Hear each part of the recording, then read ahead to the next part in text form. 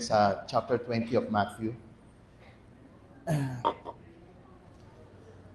Amen.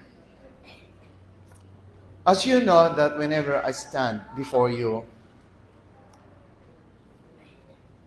I release what is in my heart. And I bring you into an expanded awareness. Expanded awareness. Dinadala ko kayo sa mas mataas at malayang kaisipan. Dahil naikukulong na tayo ng mga physical things sa surrounding natin at ang mga umiipit, the pressuring power ng mga kahirapan. And somehow along the line, we are more imprisoned, nakukulong tayo. Now, the Lord Jesus Christ, our God, whenever you go to church, binabago ko din ang inyong pananaw. You are not coming to the church only because you are unable, para bang dadating ka dito kasi meron kang kaisipang ikaw'y walang kakayanan, ikaw ay mahina, at nangangailangan ka lagi ng isang Diyos na nasa labas, na titingin sa iyo, at mabibigyan ka ng pansin, at ikaw ay bibigyan ng isang magandang sitwasyon, aabutan ka ng gusto mo, at masisiyahan ka. Mga kapatid, for a long time na tayo dito, we come every Sunday sa church. Let me tell you clearly that this is not my approach. This is not my approach. Did you hear me? No. And I am saying also to all the people who are hearing, listening to me through social media, and even after this day of our service, they can still listen to me. And I am saying that we need to be strong in living our life here on earth. And the only real strength that will really make you strong is the truth. And that's why the Bible says, the truth shall set you free. Saan ang free?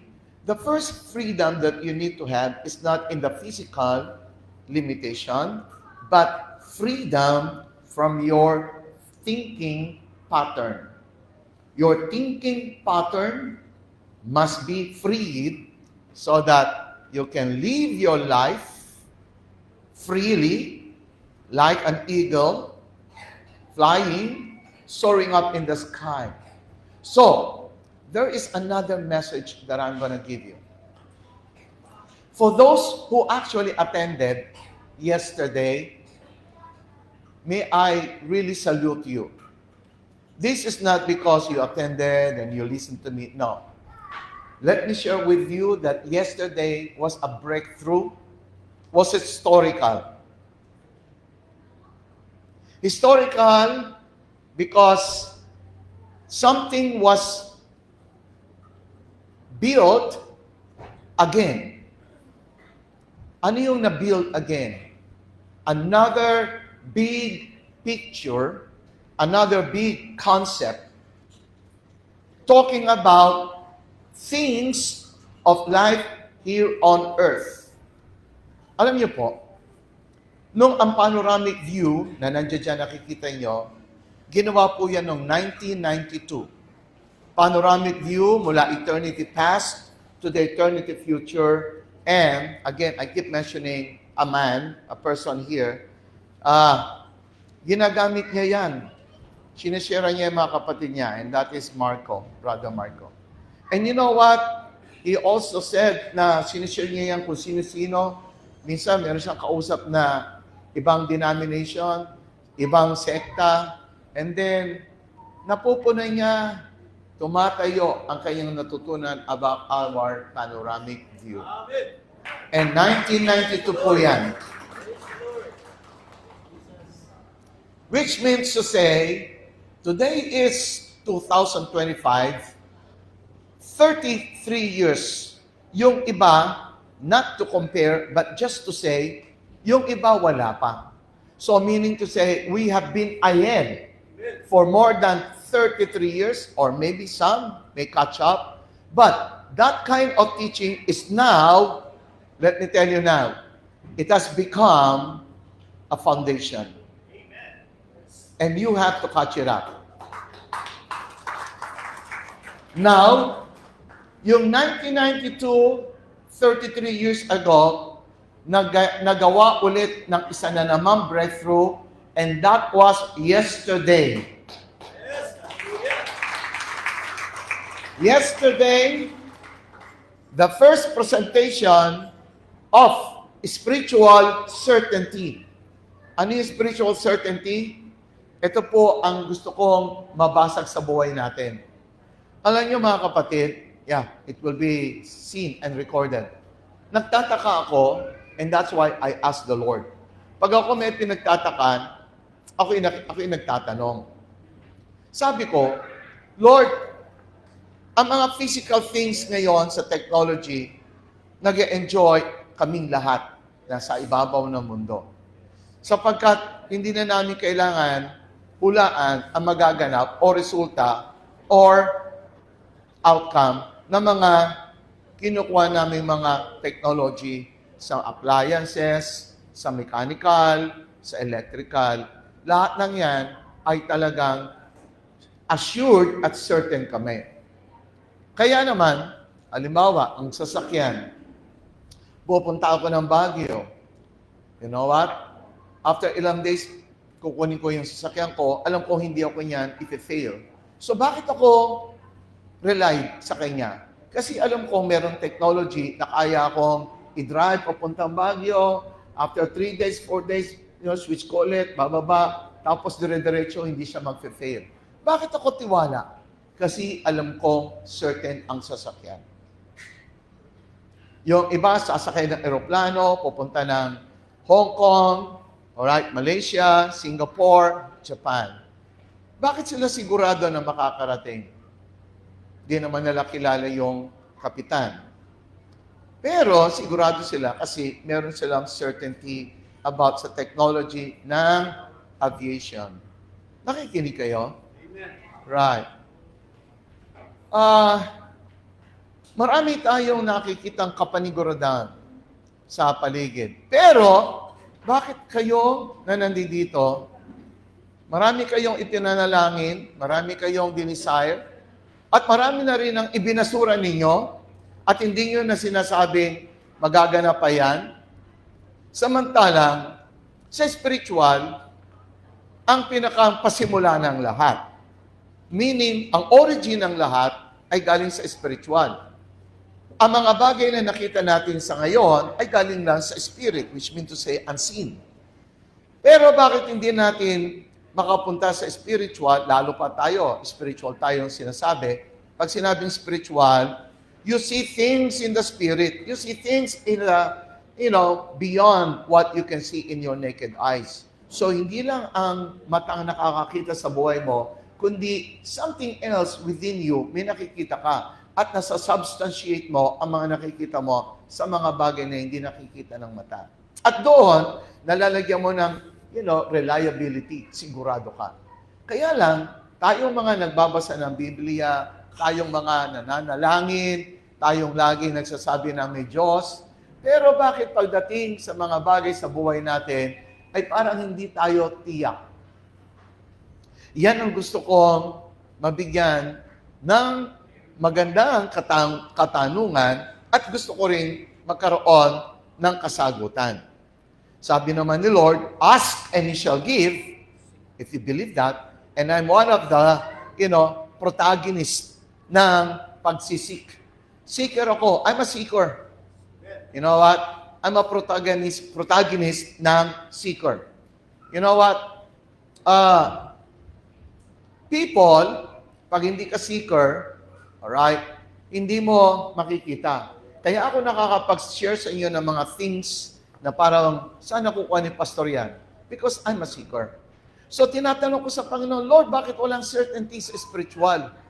Parang lagi na lang darating kami kung God's will yan. Wow! You know what? Let's think about it.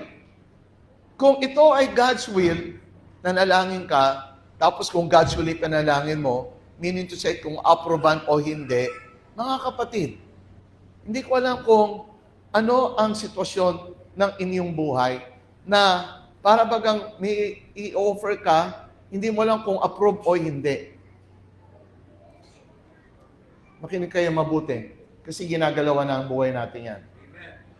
Sa isang kumpanya, kung meron kang boss, hindi ka gagawa ng isang kontrata na hindi aprobahan ng boss mo. Ay, maraming tumungo. Yung mga galing sa company, kung ikaw ay isang inatasan na executive, kikilatisin mo muna, aalamin mo, at sigurado, pag ikaw nagdala, kailangan, alam mo talaga ma-approve kasi kilala mo yung boss mo. So pag naglalagay ka ng mga bagay, ng mga, documents sa boss mo na alam mo hindi ma-approve, bakit ka pa naglagay? Sisisantiin ka. Hindi ka pala marunong eh. Now, tayong lahat, pag tayo ay nagpunta sa spiritual at meron tayong kinukuha, bakit ganon? Hindi ka sigurado. Kaya tamad ang mga tao manalangin. O tamad ang tao pumunta sa spiritual. Bakit? Wala silang certainty. Nag-agree kayo? Nag-agree kayo? Parang may kausap ba ako? Yes. Alright. Sumagot-sagot kayo ng kaunti. Alright. Gusto ko kayong kausapin. Kaya nga, para bang wala kayong gana pumunta sa church kasi sa church, pag sinabing church, ang tingin niyo lang magpakabait, alright, maging holy, huwag magkasala. So parang hindi related sa buhay mo. Kasi sa buhay mo, ang lakas ng sigaw ng mga pangangailangan. Siyempre, may mga needs ka. May family ka. So you need to have financial, support. Meron kang dapat pagkain ibibigay sa table mo. Meron kang trabaho. So sumisigaw yan. Pero pagdating sa church, parang sasabihin lang sa iyo, magpakabanal ka, ha? O huwag ka mag-asala. Parang hindi nagpapangabot, no? Parang wala kang kausap eh. Kaya yung mga ilan, parang hindi yan ang mag-meet sa need ko. Okay naman. My point lang is this. You know what? Kasama yan sa spiritual. Supposedly, kasama yan sa spiritual, yung mga bagay na mga kailangan mo sa buhay mo, kasama yan sa spiritual. Hindi lang na ituturo. Parang walang nagsisimpati parang nakatingin lang, Mga kapatid, yung nga sinasabi ko, kahapon, nag-release ang Panginoon ng sagot doon sa sinasabi ko ngayon.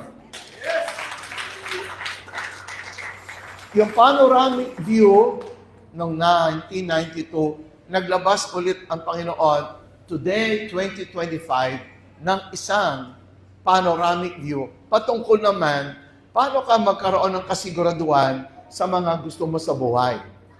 Meron ng presentation. I use the word presentation. I don't want to use it technique, formula. Presentation, makikita mo talaga kung paano ang panoramic view, may presentation ng Judgment Seat of Christ, Great White Throne, andyan yung 7 years, 3.5, andun yung Great Tribulation of 42 months, andun tayo sa period ng grace, pupunta tayo sa Kingdom of Heaven, magkakaroon man na ng judgment ang mga Christians. Tandaan niyo mga kapatid, tayong lahat ay magkakaroon ng big conference sa mid-air at katatagpuin natin ang Panginoon at siya ay mag-value ng lahat ng ginawa natin, mag-a-assess. Merong makakapasa, bibigyan ng crown at lalagay sa mga 10 cities, here on earth, okay, sa tinatawag ng Kingdom of Heaven. Merong iba tatanggap ng mga ilan. Ngunit meron mga iba na Kristiyano na tatawagin ng Panginoon, you lazy, wicked servant. Servant meaning Christian. Hindi siya pwede pumunta doon na hindi siya Christian. So may tatawagin ng Panginoon ng mga Kristiyanong lazy at wicked. Lazy at wicked kasi dito sa loob ng pagiging Kristiyano mo, hindi ka nagpakahusay. mas magpakahusay ka sa trabaho mo. Dapat balance. Yung iba, ang tawag namin doon ay nominal Christian or average Christian. Yung iba naman, naging overcomers. So there are only two kinds of Christians. Overcomers and nominal, average, and defeated. Well, nominal, para kasama na sa defeated. Now, huwag kayong maging nominal. sabi ng Panginoon, kung maging mainit ka, mainit ka. Kung maging malamig ka, malamig. Huwag yung parang lukewarm ka lang. So, you need to really begin to be serious about your being a Christian. Hindi ibig sabihin, tatalikuran mo yung responsibility mo dito sa buhay mo. Hindi. Maging Kristiyano ka. Tapos, lahat ng mga sangkap sa buhay mo, katatagpuin mo na mayroong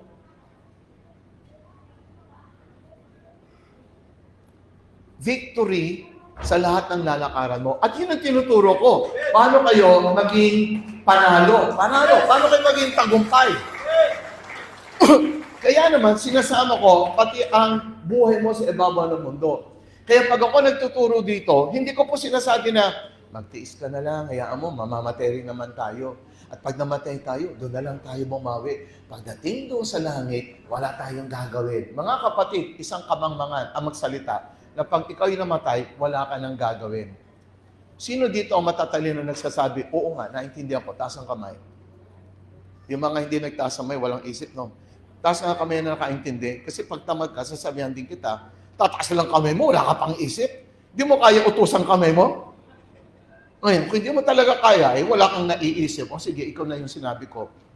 Baba ang kamay. Mga kapatid, naisip nyo ba? Naintindihan nyo ba ako? Naisip nyo ba na kapag kayo sinabihan na kayo ay pupunta sa langit at sa langit ay wala kayong gagawin, doon pa lamang sira na ang isip ko doon. Bakit mo ko papupuntahin doon na wala akong gagawin? Nag-iisip ba yung mga kasama ko rito? Sana katulad ko kayo. Gusto niyo ba na walang gagawin? Yung pala eh. Si Lord nga eh. Diyos na nga siya eh. Gumawa pa siya ng creation para may gagawin eh. Nakakaintindi? Kaya, pag kayo, sinabihan ng mga kumpanya nyo, oh, may retirement ka na. Huwag kang matuwa. Ang retirement is really not good. Don't ever accept retirement.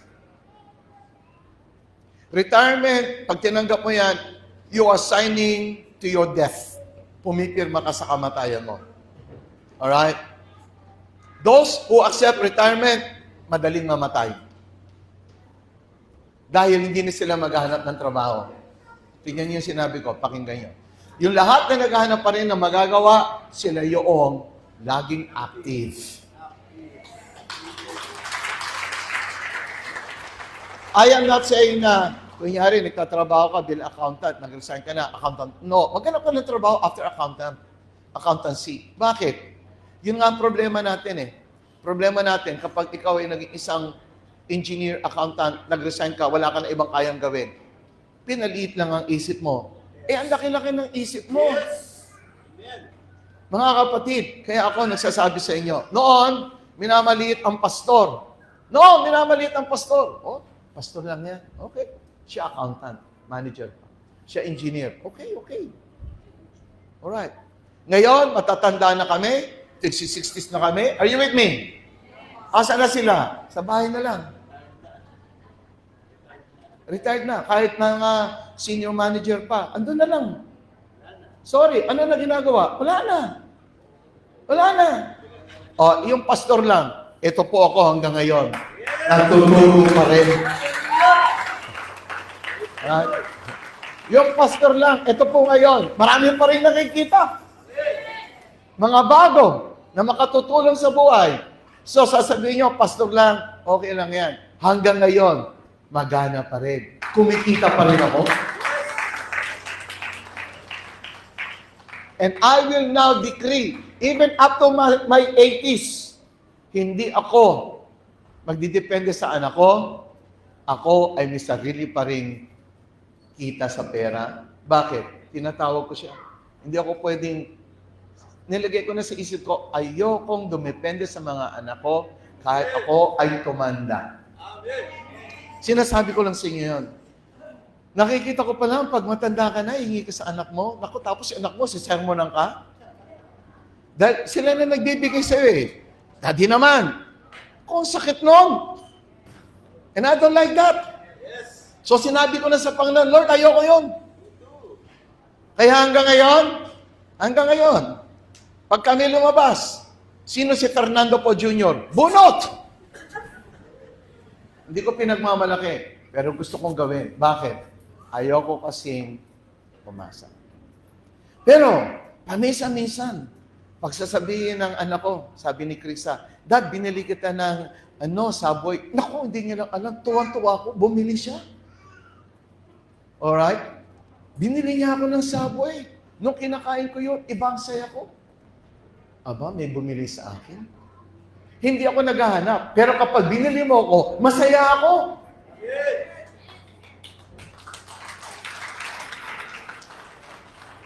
Inaintindi niyo ba yan? Ayaw kasing ipakita ng mga magulang na gusto na siya ay parang umaasa. Pero kung ang mga anak ay magpupumilit, Dad, bibili kita. Ay, sarap pala no? Sarap pala ng feelings. Alam niyo, hindi ko kasi naramdaman pa na ako binibili na masyado. Mula noon, bilang anak, ako po ay bumibili sa tatay ko. Lahat ng gusto ng tatay ko, binili ko. Nung mga singsing, mahilig ang tatay ko sa singsing, sa kwintas, tapos yung mukha ni Cristo na ganon. Nung ako'y una sa Saudi Arabia, yung first 3 years ko, 4 years, binili ko ang tatay ko ng mga kwintas, mamahalin, mabibigat. Pag yan, dala-dala ng tatay ko, tuwan-tuwa ako. Ako po hanggang ngayon, makikita niyo, wala po akong makikita niyo. Wala hanggang ngayon, wala po akong hilig dyan. Ay hilig ng tatay ko. Pero basta gusto ng tatay ko, kaligayahan ko. So binibili ko ang tatay ko. Binili ko din siya ng jeep. Na alam niyo na yon. Ngayon, ganun pala, ang sarap pala sa pakiramdam. So ngayon, naintindihan ko na, nabigyan ko ng kaligayahan ng tatay ko nung siya ay binibili ko ng mga bagay na gusto niya. Kaya naman, nung nabili ako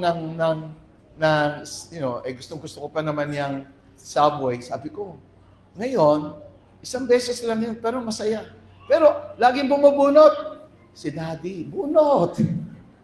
Di mo na binibilang kung magkano lumalabas, okay na lang yan. Sige lang. Basta ang mahalaga, kasama mo mga anak mo. Amen?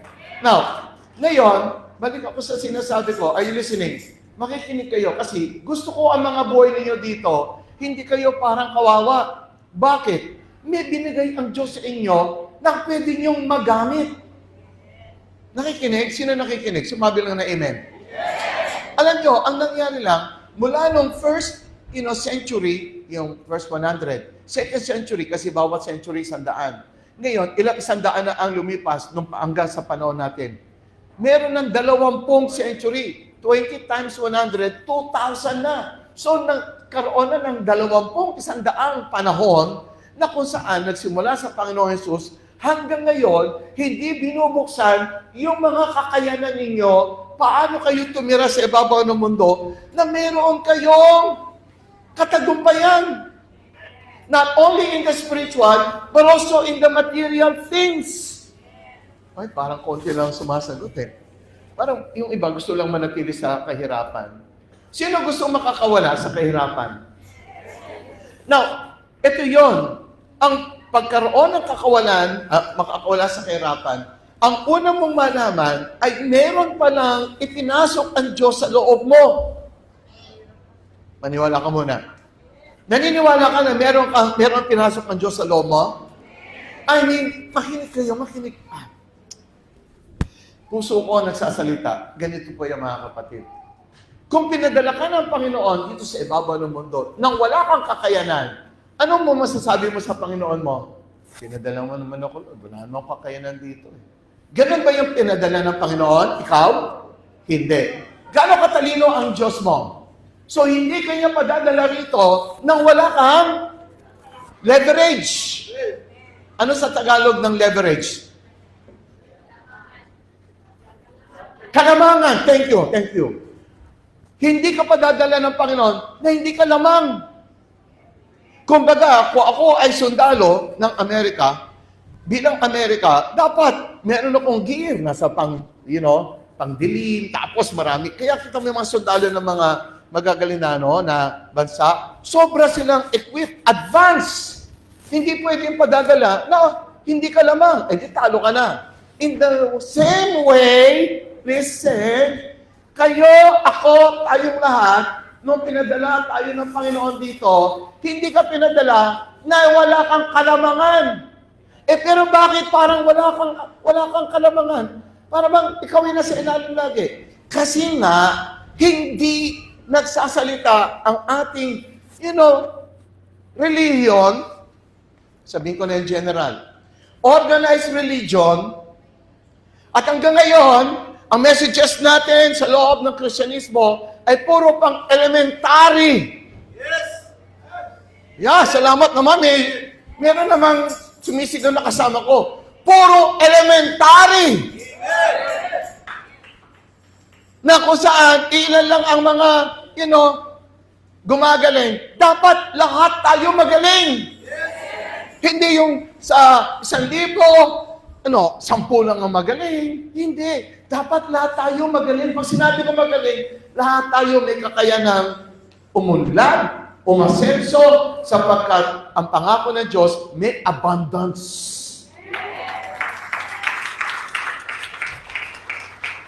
Sino nakakadama na sinasabi ko? Alright? Ngayon, ang organized religion, hindi niya ibinigay. Bagkos nakita niya ang potential ng religion na mayroong pangangailangan sa Diyos, so ang ginawa nila, tinakpan. Ang gagawin na lang, sila yung pupunta sa gitna at sila yung parang kakausap sa inyo at sila yung kakausap sa Diyos, parang may middle pa. Alam mo naman sa mga product, yung mga middleman ng mga yumayaman, kukunin sa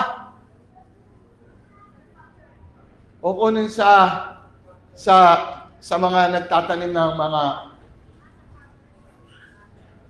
palay, yung middleman, magdadala, sila ang umuunlad. Right? So, ganun din ang ginawa ng religion. Sila ang yumaman. Yes. Nanatili tayo mga hungkag.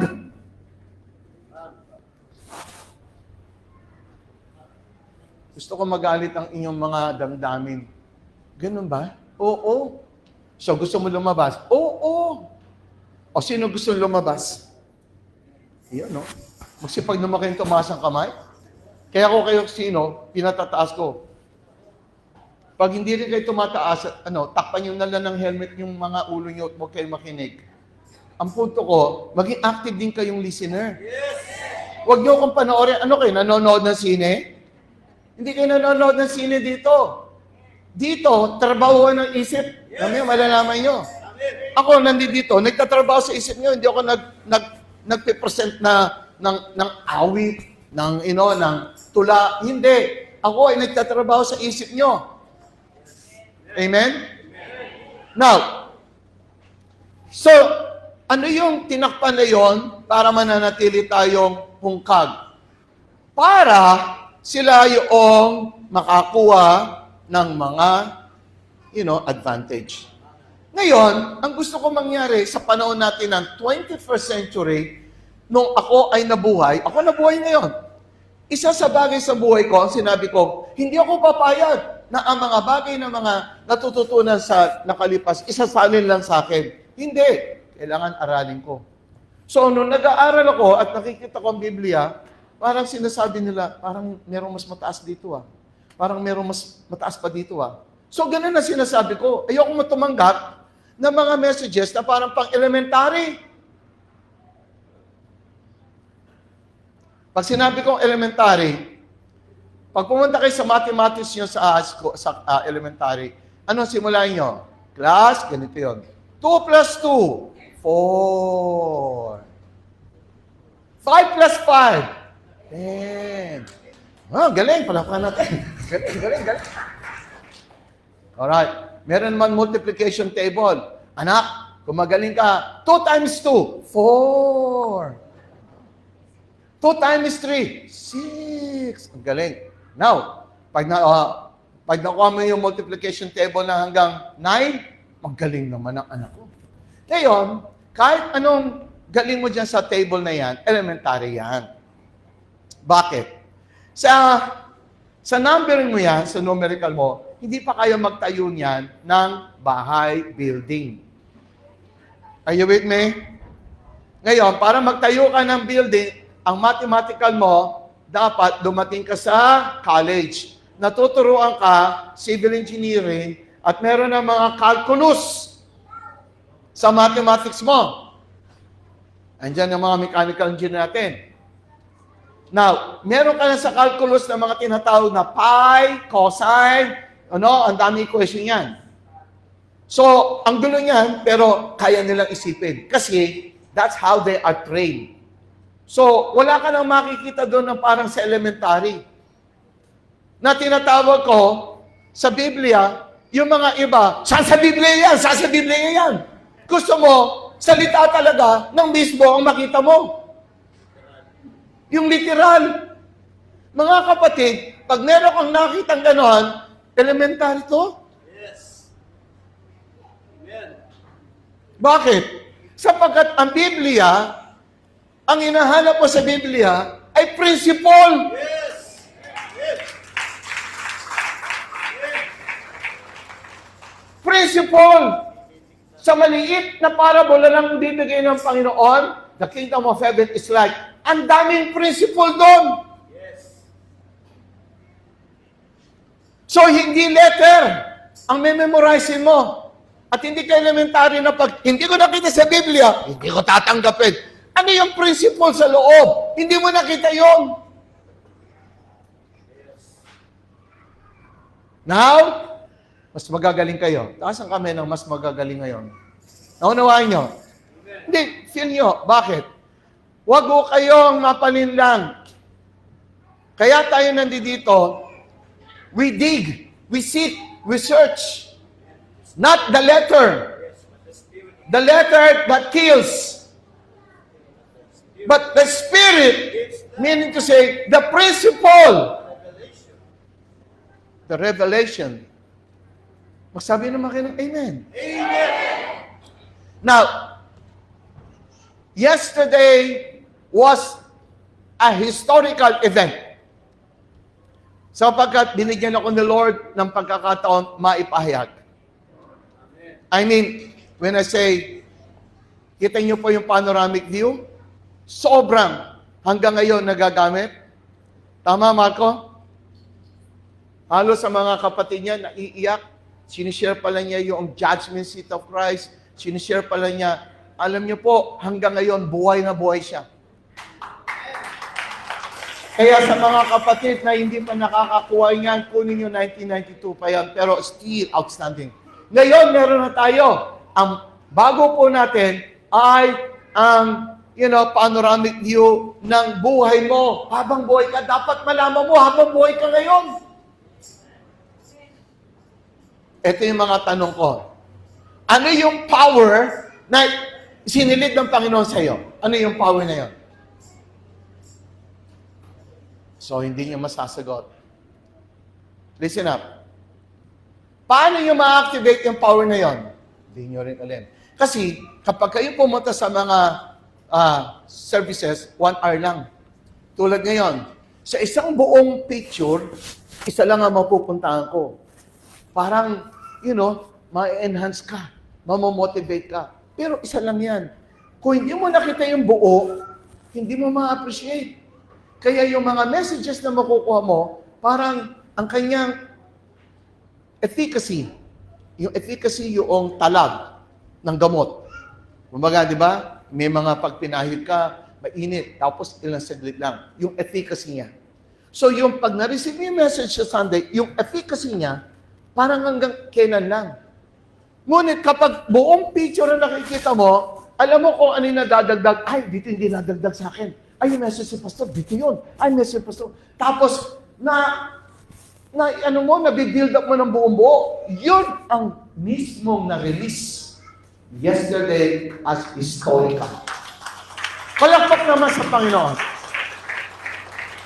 Sa mga hindi nakakita niyan kahapon, I'd like you to feel you to really get it. Huwag niyo po itong sayangin. Dito po nagsimula siya. Now, mabilis lang ito. Martina, can you put Matthew chapter 20? One of the extract na mahalaga na additional sa inyo ngayon, ibibigay ko yung extract. Matthew 20. Yeah. Bibilisan ko Everyone, read. I'm just going to read it. Para mabilis. For the kingdom of heaven is like a landowner who went out early in the morning to hire workers. Mga workers sila. The parable of the workers in the vineyard. For his vineyard. Next verse. He agreed to pay them a denarius.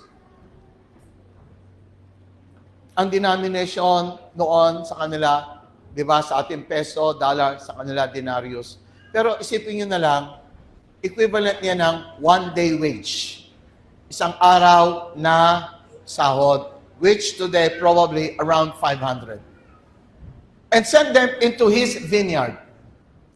About 9 in the morning, now, ang oras sa kanila ay iba. Kasi tayo nagsisimula ng 12 midnight, sa kanila 6 p.m. Ngayon, basta ito na lang din mo na. Kasi sa kanila yung time frame. About 9 in the morning, time na natin yon, 9 a.m. About 9 in the morning, he went out and saw others standing in the marketplace doing nothing, walang ginagawa. So tinawag niya. Yung mga tao, nagsimula magtrabaho ng 9 o'clock. 9 to 6 o'clock, 8 hours yon. So 8 hours. He told them, you also go and work in my vineyard and I will pay you whatever is right. 1 day yon. Now, next. So they went. He went on again. He went out again about noon. Noon is 12 o'clock. And about 3 in the afternoon, 3 o'clock. So yung 12 o'clock, say, mga 5 hours na lang ang work niya kasi may break time. And 3 in the afternoon, 3 hours na lang ang trabaho niya hanggang 6 o'clock. And did the same thing. So, tandaan yung sinasabi ko merong 9 o'clock, nagsimula, 8 hours ang trabaho, 12, mga 5 hours. Yung 3 o'clock, kaya sabi ko sa inyo, mag-isip kayo habang nakikinig, huwag kayong tulog po. Amen. About 5, meaning to say, 1 hour before 6 o'clock, isang oras na lang magtatrabaho, in the afternoon, he went out and found still others standing around.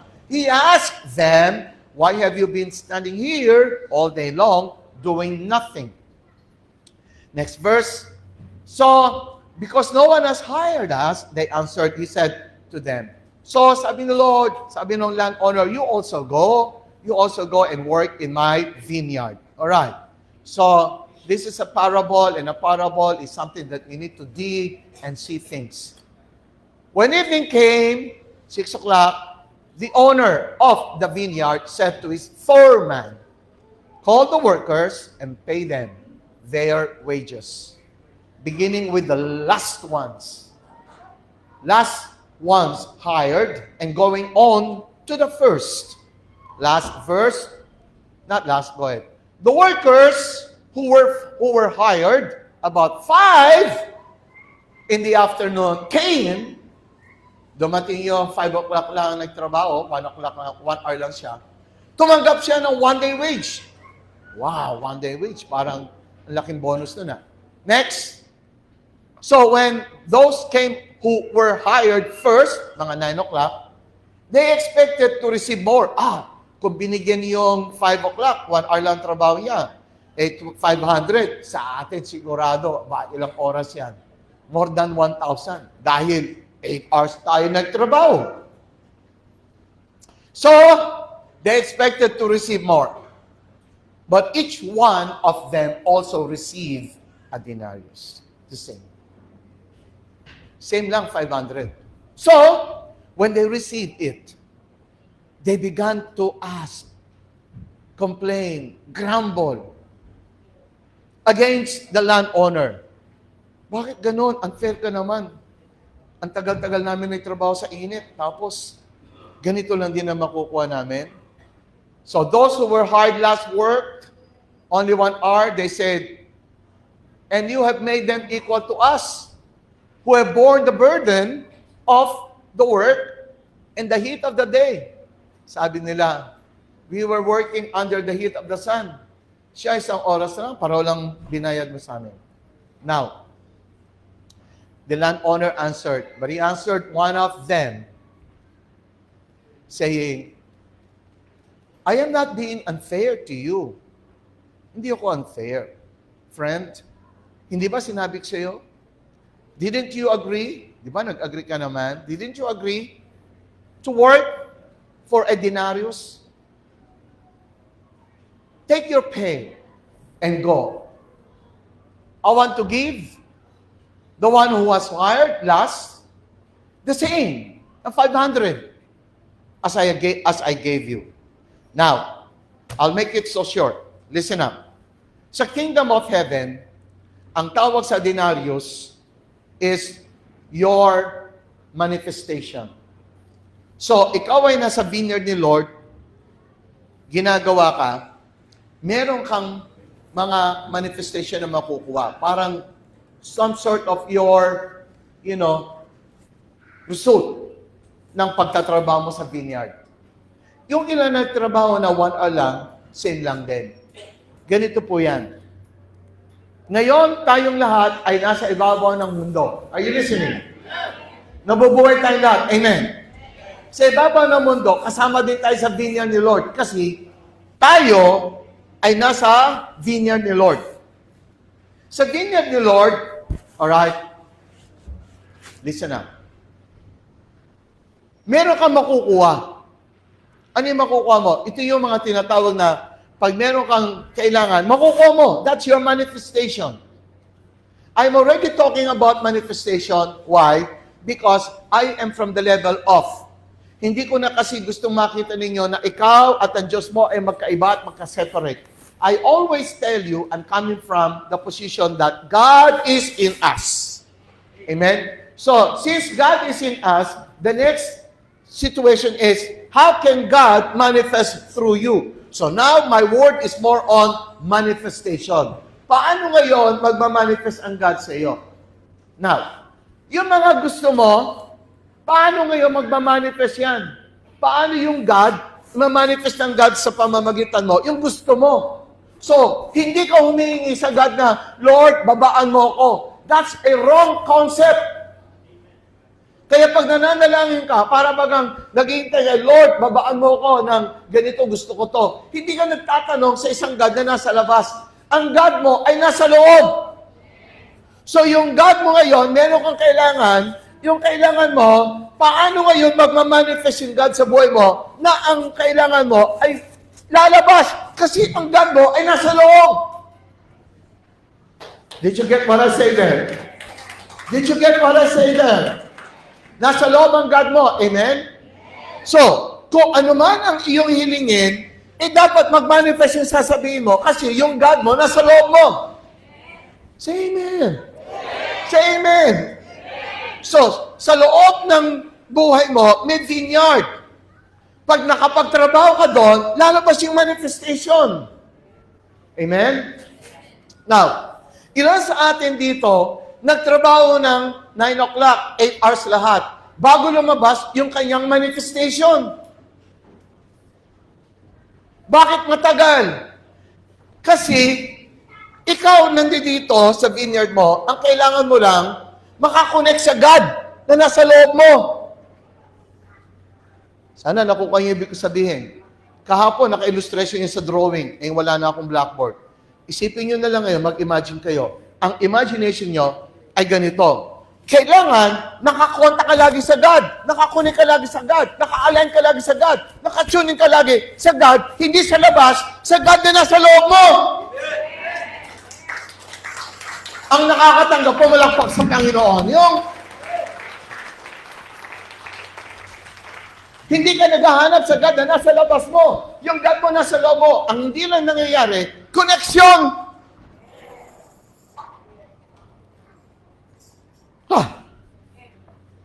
Alam nyo ngayon, Tayo lahat naghahanap ng koneksyon, ng Wi-Fi.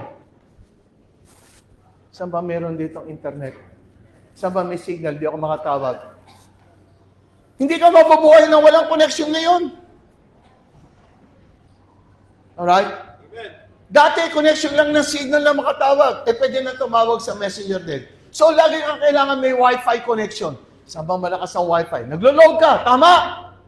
Tama! So, kailangan yung cellphone mo, nakakonect yan sa signal. Kung tatawag ka, kung may load ka, or kung meron kang data, kailangan meron kang Wi-Fi signal. Tama! Pero mga kapatid, ganun-ganun din dapat ang nasa loob mo. Everyday kailangan nakakonect ka doon sa Wi-Fi broadcast ng Panginoon. Pumalakpak naman kayo ng masipasi, diba? Sa loob mo, there is God always broadcasting. All the time. Siya'y nagbabroadcast eternal. Alright?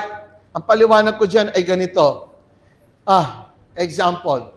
Sa ngayon, marami kang pwede mapakinggan ng mga music sa radio, sa FM. Right now, pipick up ako ng isa. Normally, pag ako dumadaan at nagda-drive at wala akong magawa, normally yun, pero minsan hindi na. Kasi nag-iisip na lang ako. Pero ngayon, madalang. Noong mga una, pag pupunta ako ng Baguio, para gising ako, lalagay ko ng radio. So, lalagay ko siya sa 97.9. Now, ngayon, ang 97.9, meron nang nagpe-play ng music. Pero hindi ko napapakinggan. Kunyari, may radio ako. Kahit may radio ako, hindi ko siya mapapakinggan. Pero, question, tumutugtog na ba yung music? Oo. So, hindi ko narinig kasi hindi ako nakakonect. So, all I have to do is to turn on my radio, switch it on, then tune in sa 97.9.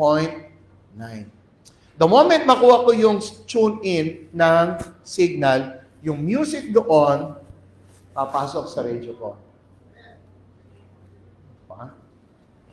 Ganon din ang God in you. Nagbo-broadcast na siya dyan ng, I am strong. I am rich. I am abundant. Alright, are you listening? I am blessed. I am favored. Ngayon, hindi mo na-feel yun kasi hindi ka naka-tune in.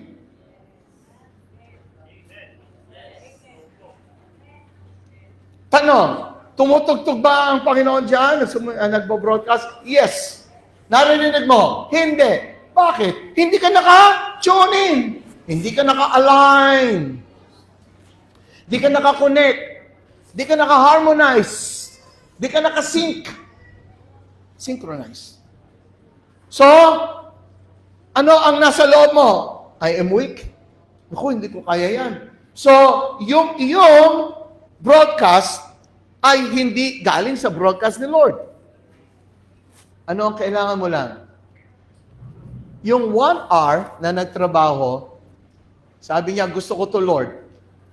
Yung 1 hour, pagpunta niya sa vineyard, nakakunik ka agad. Pagka-connect niya kagad sa vineyard, alam niya nangyari? Binigyan kagad siya ng 1-day wage. So meaning to say, it's all a question whether you are aligned. So ang mga prayers ninyo na inihiling ninyo, naghihintay kayo, ang tagal dumating. Question, nakakunik ka ba sa Diyos? Kung nakakunik ka sa Diyos, align ka kagad. Darating na kagad yun sa iyo.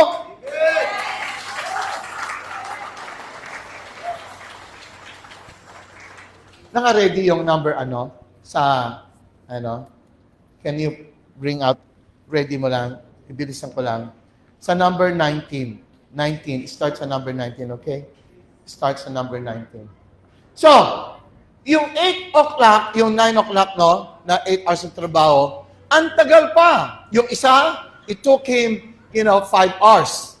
Meaning to say, yung iba, maaaring yung 8 hours, 8 years, or 5 years. So, meron kayo hinihintay. Tapos hindi dumarating. Akala mo, sabi ni Lord, wait lang. Hindi! Ikaw yung hindi nakakakonek. So, huwag ka malinlang.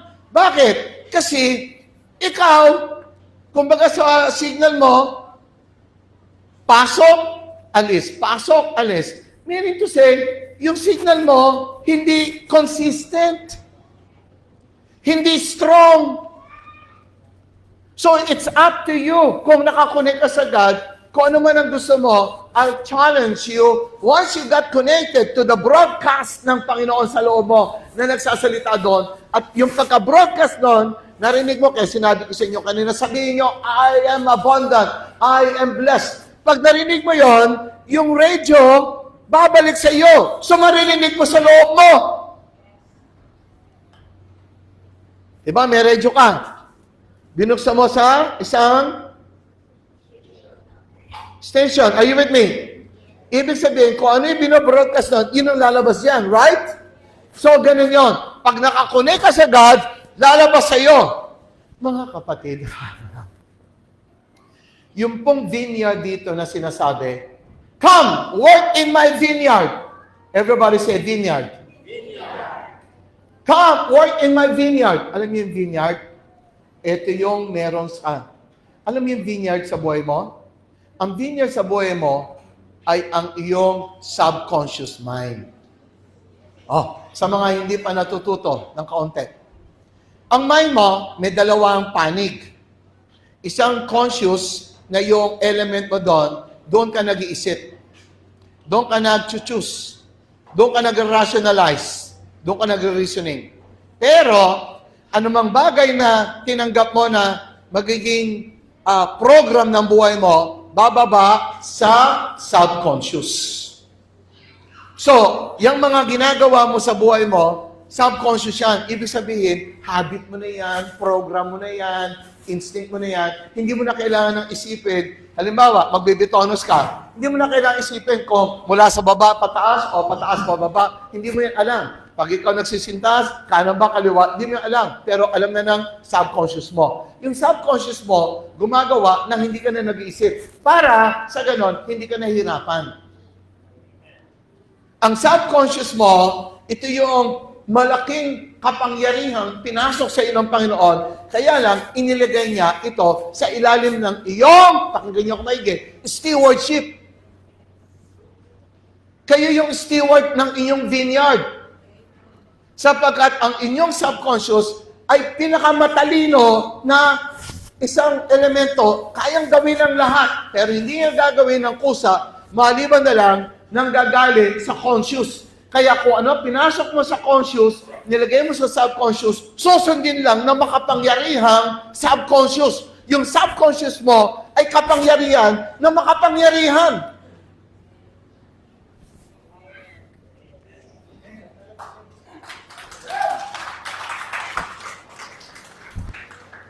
Alam niyo po ba yung mga hypnotist?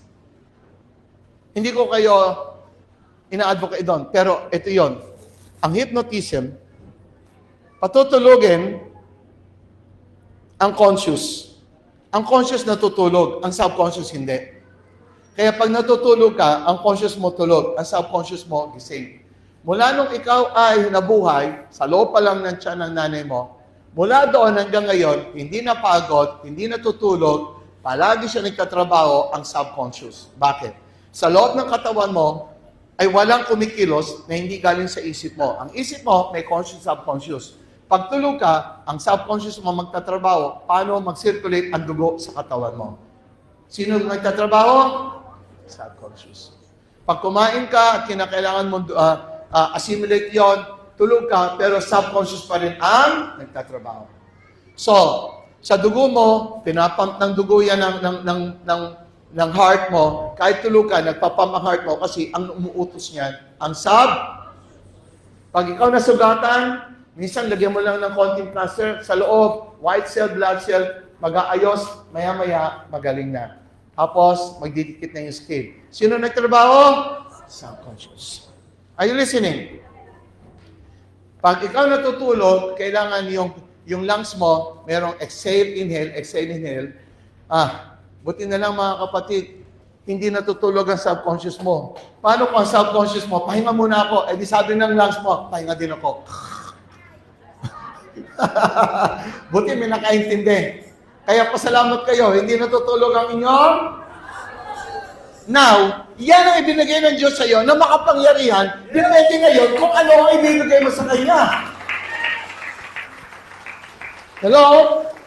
Ang ibig sabihin, tanggap lang yan ng tanggap.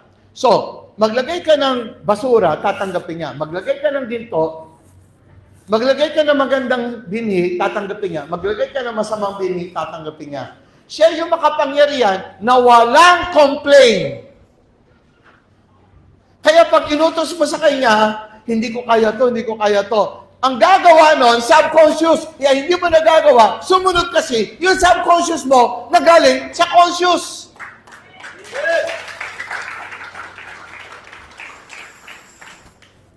At sa tagal ninyong wala sa Panginoon, ang dami ng pinili ng conscious mo ng mga mali.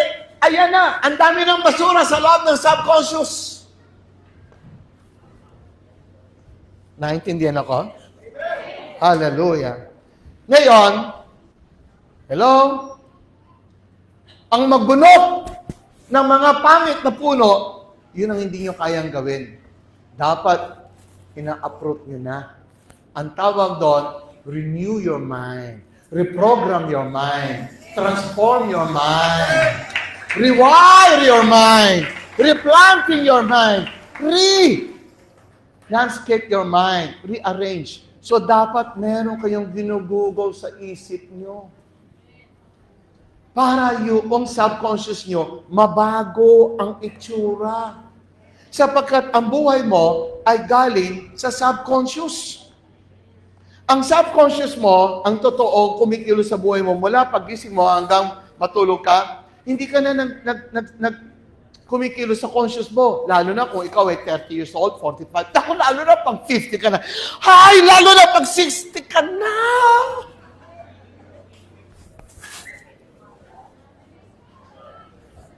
Naalala nyo, sinasabi? You cannot train new tricks. Old dogs. Mga old dogs cannot train new tricks. Kasi, ang titigas na ng kanilang subconscious. Buti na lang, wala dito niya sa Christ living in me.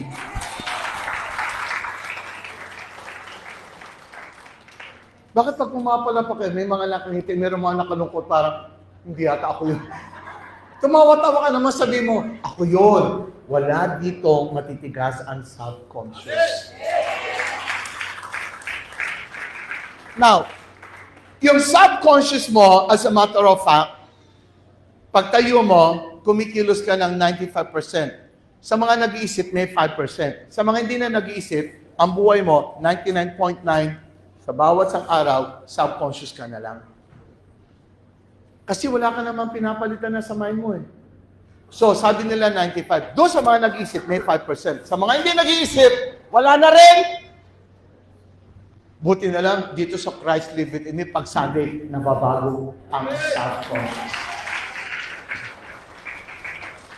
Now, alam niyo ba, pag ikaw ngayon, di ba, as within, so without, as within, so without, ano tinitignan sa loob mo? Ang tinitignan sa loob mo, yung subconscious. Ano ba yung nakalagay? Tapos pinoproject. So ngayon, kung ano na po project sa subconscious mo, yun ang lalabas sa buhay mo. Halimbawa, sa loob ng subconscious mo, madalas mo sinasabi, hindi ko kaya yan, mahirap talaga kumita ng pera. Ay naku, hindi na mangyayari sa buhay ko ito. Yan mga yan, galing sa subconscious, kaya lumalabas na sa buhay mo. Kaya kung ano man nakikita mo sa buhay mo, lagi ka nakakasalubong ng maraming problema, kasi yung mga problema niya, nasa loob ng subconscious mo. Lagi kang hinahanap noon, kasi kung ano lang nasa loob mo, yun ang nasa labas mo! Hello? Ngayon, pag nagtataka ka pa, bakit hinahabol ako ng mga problema? Eh kasi nga, bakit nahabulin? Eh nandoon sa loob yun. Ngayon, naintindihan nyo na, matalino na kayo. Mga kapatid, para mabago ang buhay mo at wala na siyang paghabol sa iyo, tanggalin mo yan. Paano mo matatanggal yan? Baguhin mo yun nasa loob ng subconscious mind mo. Kaya pag meron umahabol sa iyo, hoy, wala ka na sa subconscious ka, ba't umahabol ka pa? You have the right to say, wala ka nang karapatang humabol. Hindi na ikaw ang pinakikita ko sa loob ko. So iba na dapat na nakaproject dyan sa screen ng buhay ko. Mga kapatid, you have to do that by yourself. Amen. Sino nakakaintindi? Ay, salamat. Kumataas ang maraming kamay, pero marami pa rin mga tamadang isip. Kalahin mo, sabihin mo lang sa kamay mo, oy, tumayo, tumutas ka. Pagtatamad-tamad kayo, baka wag naman sana. Baka pagkalahati ng katawan niyo, wala na, saka kayo, uy, tumayo ka. Doon talaga maintindihan ko. Isip na lang sasabihin, oy, taas mo kamay mo. Ang bilis naman eh. Hindi tumaas. Tanga talaga to. Sino nakaintindi sa akin? Ay, salamat. Patasin mo nga kamay mo, tingnan ko ha, sumusunod. Sumusunod naman pala. Merong problema po sa loob. Hindi niyo nasabi kanina. Naintindihan yan. Maliwanag ba? O dito walang pikunan ha. Dito kailangan matuto lang. Palakpak. Sabi ko sa inyo, teacher ako. More of apostle teacher ako.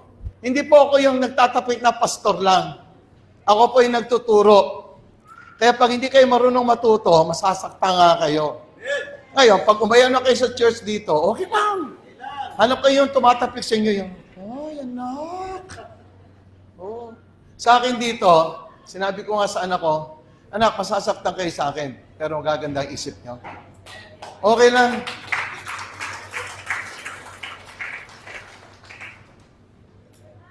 Yung mga matututo, yung mga marurunong, sila yung magsasabi ng, masakit nga, pero natututo naman ako.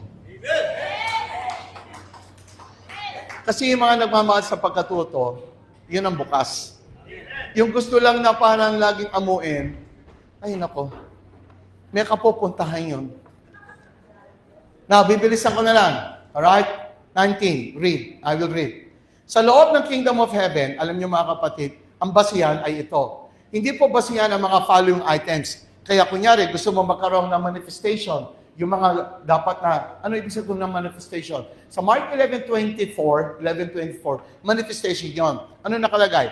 Whatsoever you desire. Ulitin ko, ano sabi doon? Whatsoever you desire. Yung mga iba, sabi ng mga iba nagtuturo. Oh, sabi ng Panginoon na, and I will supply you according to your needs. Needs lang. Walang wants. Okay yung sinabi doon. Totoo naman.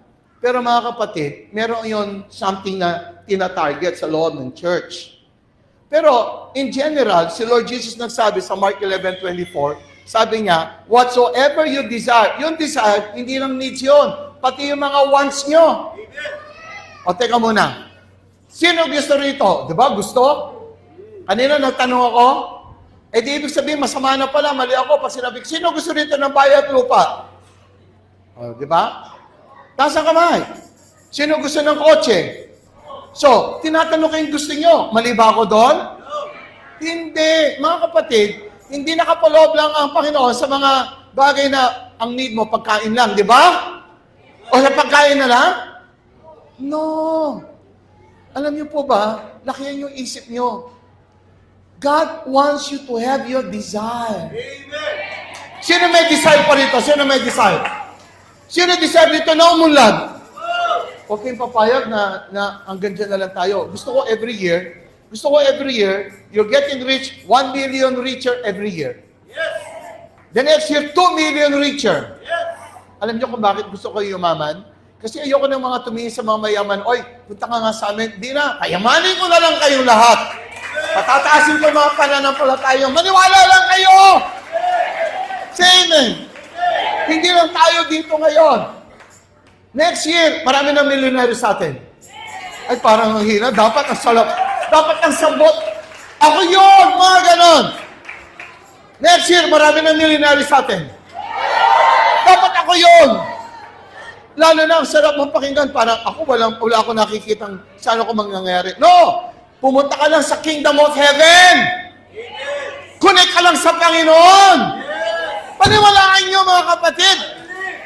I believe! Next year, maraming milyonary sa atin. Sa paniniwala pa lang, hindi nyo makuha. Paano pa mangyayari dito? Ano ipoproject nyo? Mag-project kayo from inside. Yes. Maraming paraan para maging milyonaryo. Amen. Kailangan may feelings ka. Yeah, that's good. I can hear you that. So, number 1, hindi nakabase na makukuha mo yung manifestation mo kung gaano ka katagal na spiritual. Kadalasan nga Christian ka for a long time. Ang nawala sa'yo, connection sa God. Amen. So ngayon, halimbawa, nag-music tayo rito, kakanta na tayo, tapos awit tayo. Lahat tayo kumakanta, pero bilangin mo nakakonect sa God, wala masyado. Ngayon, pagdating dito, pag kumanta, kailangan kumakanta ka na nakakonect sa God. Hindi kumakanta ka, nagpo-praise ka, wala ka namang connection sa God. Kaya, nagtataka ka, bakit walang kapangyarihan yung mga, sinasabi mo sa Lord, kung ano dinidesire mo, ano pinamanifest mo. Bakit? Kasi hindi ka naman nakakonect sa God na nagpupuri ka. Say amen. Sino nakaka-feel ang sinasabi ko? Next Sunday, whenever you praise God, kailangan connected ka. Yung connected ka doon sa, doon sa signal ng Panginoon, sa loob mo, lagi yan nagsisignal. Hindi namamatay signal ni Lord. Ikaw lang ang namamatay. Ikaw lang ang nag-turn off. Now, so, it doesn't really mean. Kaya kapatid, kung ano man ang gusto nyo kanina, na sinasabi ko, and the next Sunday, sino dito may desire? Tapos sasigaw ko lang, I am! Umpisa mo sa I am, imaginein mo. Pag nakakontak ka, sa'yo na kagad yun. Imagine mo, na ibigay kagad ng Panginoon sa'yo, contact lang ang kailangan. Faith lang yun. Amen. Next. Hindi ka na kailangan ng maraming books. Sa manifestation when I say manifestation, siya mga gusto mo. Pero siyempre, pag ikaw naman yung consistent umaaten, ang ibibigay sa ni Lord, sa judgment seat of Christ, re-reward ka niya sa iyong faithfulness. Pero yung manifestation, na mga kailangan mo dito sa earth, makakontak ka lang, ibibigay ka agad sa iyo. Sa mga may sakit, ang kailangan mo lang, contact. Yes. So, that's why bakit may mga ilang may sakit. Sabihin natin, may dalawang taong may sakit. Pareho silang kumuha ng scripture. Yung isang gumaling, yung isa hindi. Bakit? Yung isa, sa paggamit ng scripture, nakakontak siya. Yes. Yung isa, nire-recite lang ang scripture, pero wala siyang contact. Bakit? Ang kailangan, naka-align ka, naka-connect ka sa broadcast ng Panginoon. Ano yung broadcast ni Lord? I am healer. I am healed. I am healthy. Come on! Mga kapatid, tayo nagbabasa ng Biblia, hindi para yung Biblia lang ay pumasok sa bibig mo or sa sabihin mo. Hindi. Ang Biblia ay sasabihin mo para makakunik ka. Kaya, minsan, makikita nyo, iba-iba scriptures ang kanilang kiniklaim. Kiniklaim nito, kiniklaim ng Old Testament, New Testament, kiniklaim dito. But then, the main thing of the main things is that, gumamit ka ng scripture para makakunik ka doon sa signal ng Panginoon na nasa sa iyo!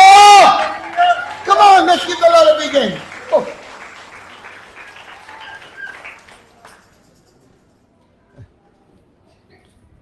Tayo, in the old hanggang ngayon, tawag tayo, Oh Lord Jesus, Oh Lord Jesus. Kaya pala yung Oh Lord Jesus natin ay very, very, very, very powerful. Sapagkat pag sikaw mo ng Oh Lord Jesus, hindi mo alam, nakakakunik ka pala. Now you know. Now you know. Now you know. Kaya pala, di ba minsan ikaw nananaginip, tapos sa panaginip mo, nananaginip ka. 3 panaginip. Tapos gusto mo magising, ayaw mo magising. Na para kang, ano tawag din sa panaginip na nababangungot, right? Tapos, alam mo nang bilang ang mind mo, nagising na, pero ayaw ka pa rin magising sa physical. Alam niyo lang ginagawa ko madalas? Oh Lord Jesus lang. Oh Lord Jesus. Oh Lord Jesus. Oh Lord. Alam mo, nakakunik ko sa presence ni Lord sa akin. Gising!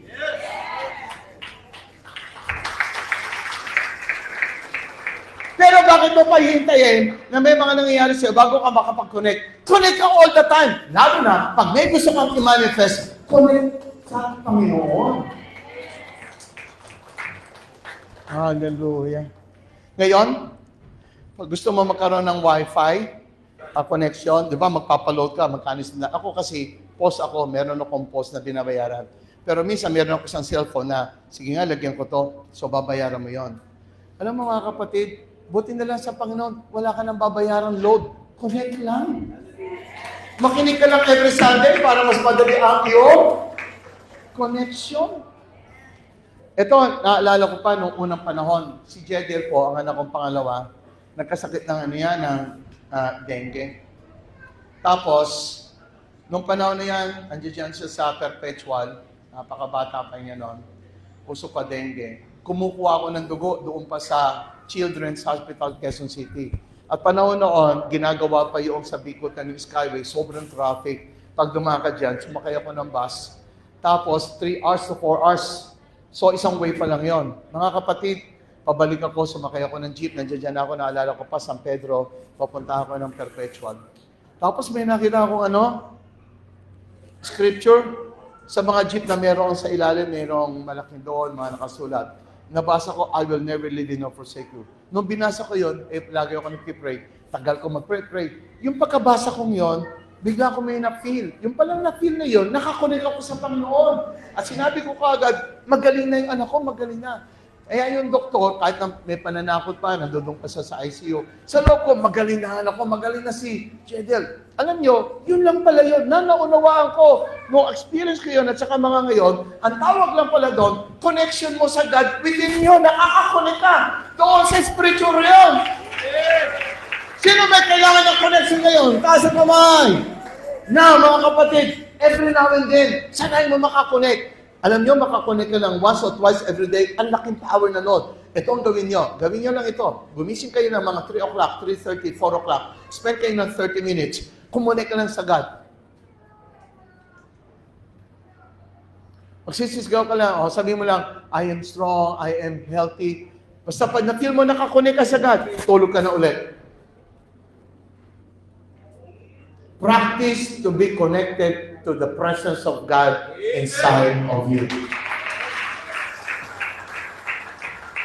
Now, move on. So, mga kapatid, ang ganda sa Kingdom of Heaven. Kahit na pala, kunyari ako, ang dami kong binasa. 2,300 na po ang binasa ko. Going to 2,400. Pastor Rodel, wala pong binabasa yan. Nakikinig lang sa akin yan. Yes. Pero yung alam ko sa kaalam niya, pareho lang. Kaya nga minsan sinasabi ko, Lord, ako ang dami kong spending ng moments, time, bibili ako ng libro. Siya wala, nakikinig lang. Pareho lang din kami. Connected siya sa God. Di pareho lang kami. Amen.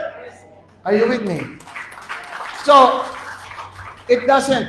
Kaya ang katulad ko ngayon, ako yung nagsasalita. Pero pag uwi mo, in-apply mo kagad ng sinabi ko, mauuna ka makakuha ng manifestation kaysa sa akin. Bakit ako? Nag-aral pa eh. Ikaw, uuwi ka na lang, gagawin mo na lang agad. Amen. Kaya ikaw yung nagtrabaho ng 5 o'clock. Yes?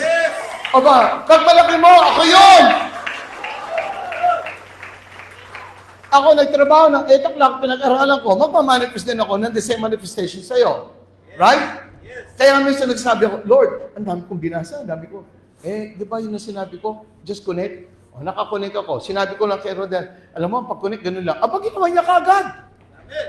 So, mula noon, ang dami na kagad niya ng pakinabangan. Una, nakabayad siya sa utang niya. Pangalawa, nakapagpakasal siya.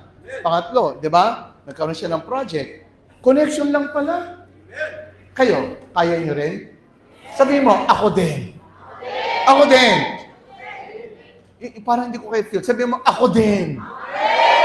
Nararanasan ko yan. Sabihin, nararanasan ko yan. Now, move on next. Let us see. Sige lang. So, kahit na ikaw nagpe-pray, pero hindi ka nakakonect, minsan ganun pala talaga. Dahil hindi minsan. Pray ka na pray, hindi ka pala connection. So, what it means, connected lang. Kaya, isang prayer lang, connected lang, tapos na yan. Uulitin mo kasi wala kang connection. Pero once you get connected to the broadcast of the Lord, ano susunod mo na? Tinanggap ko na. So, thanksgiving na lang. Hindi yung technique na pagka-pray ko, gano'n, hindi ka naman nakakonect. No, it's more on reality. Nakakonect ka talaga dapat. So, learn how to get connected. Kaya sabi ko, practice kayo every 3 o'clock, 3:30. Once nakakonect ka, tulog ka ulit. Once nakakonect ka, tulog ka ulit. Pag meron kang gusto, connection lang ang kailangan. Yan ang inyong kapangyarihan sa buhay nyo ngayon. Next, letter D.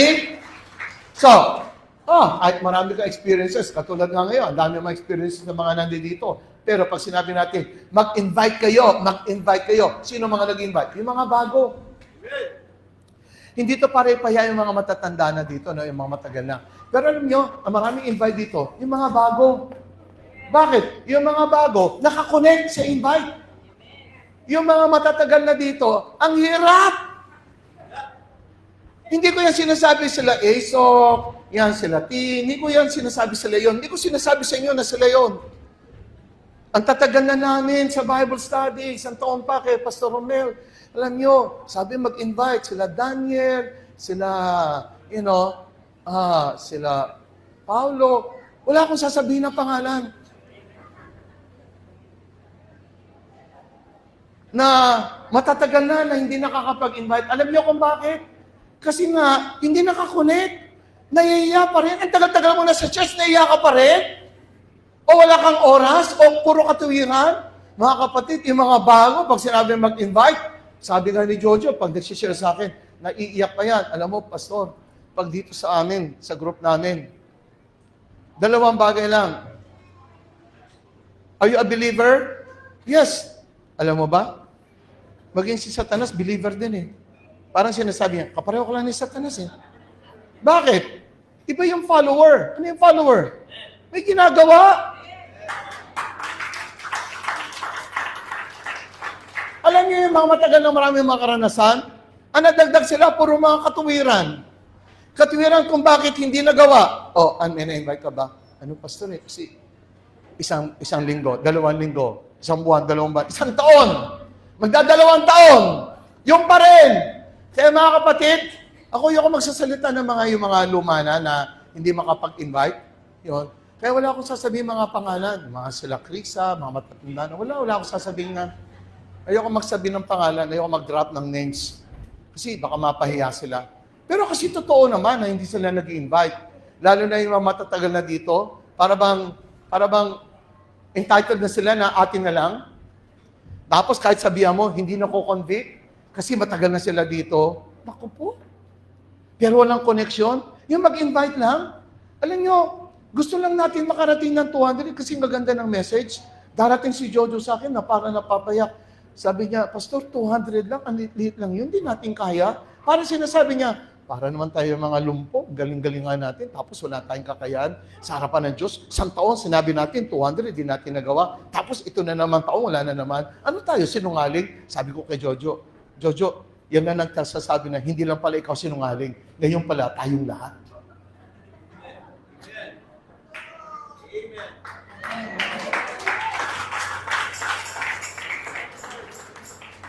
Buti ka pa nga, Joy.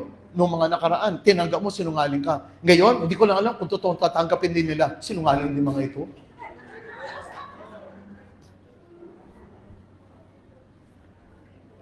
Ang gaganda ng message niyo, tapos hindi niyo makuha yung 200. 200 lang. Ilan bang population dito sa Laguna sa Cavite? 200, hindi niyo magawa. Ang hihinaan ninyo. Mahusay lang kayo sa pangangatwiran. Kasi matanda na. At ang mga matatanda na, marami nang alam pero walang koneksyon. Ba't ang dami yumuyuko, Pastor? Kanina nakatingin sa akin. Kanina ang dami nakatingin lang, ba't ngayon parang ang dami yumuyuko? Ayoko na magsalita. Pastor's Days nga pala ngayon. Mali yata itong sinasabi ko. Naalala ko, Pastor's Day nga pala ngayon. Baka lumiit.